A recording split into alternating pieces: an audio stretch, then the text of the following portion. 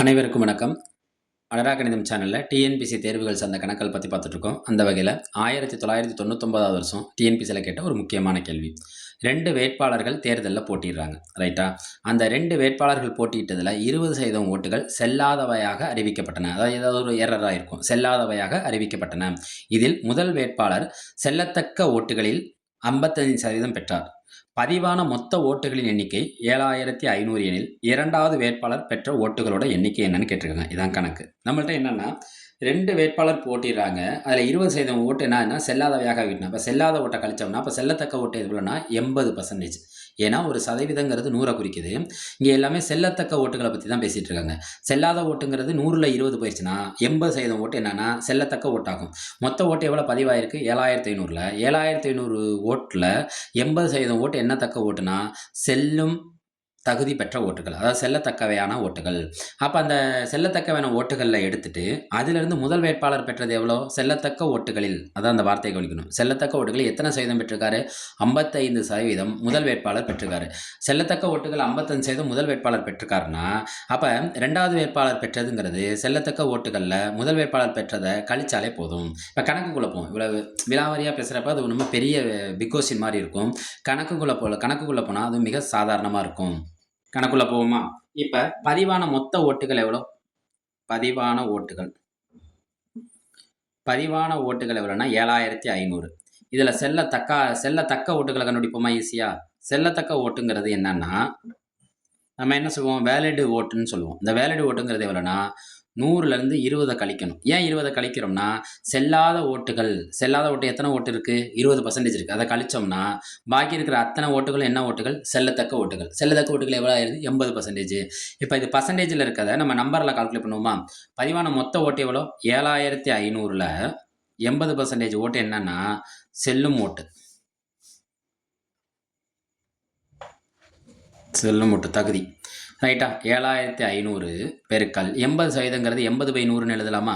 இந்த ஒரு ஜீரோக்கு ஒரு ஜீரோ கேன்சல் ஆயிரும், இந்த ஒரு ஜீரோக்கு ஒரு ஜீரோ கேன்சல் ஆயிரும். கீழே 1 இருந்தாலும் ஒன்று தான், இல்லைனாலும் ஒன்று தான். 75ஐயும் 80ஐயும் பெருக்குவோமா? 875 பெருக்க போகிறோம், அது ரைட்டா? 2 75 150. 8ல் எத்தனை 2 இருக்குது? 4 2 இருக்குது. 4 2 மடங்கு இருக்குது. 2 75 150, திரும்ப 2 75 180, 2 75 150, 2 75 150.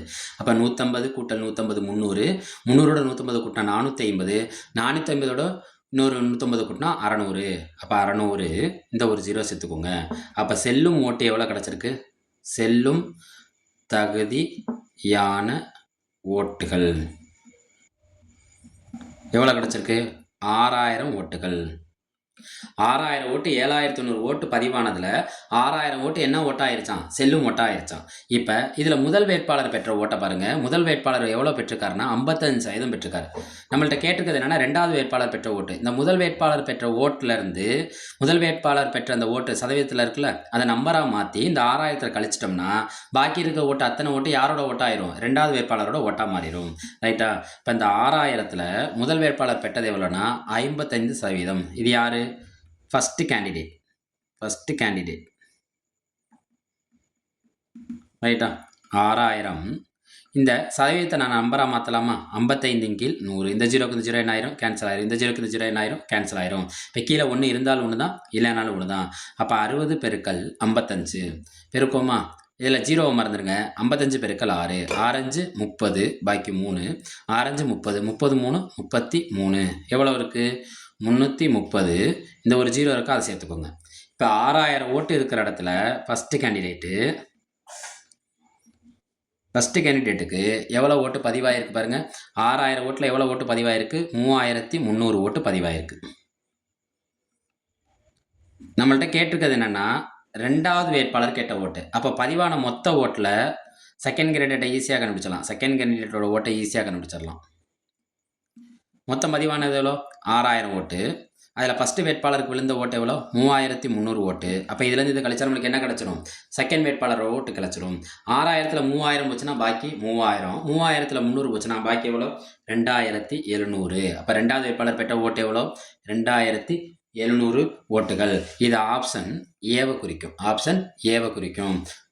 அடடா கணிதம் சேனலை லைக் பண்ணுங்க, சப்ஸ்கிரைப் செய்யுங்க, சப்போர்ட் பண்ணுங்க. ரைட்.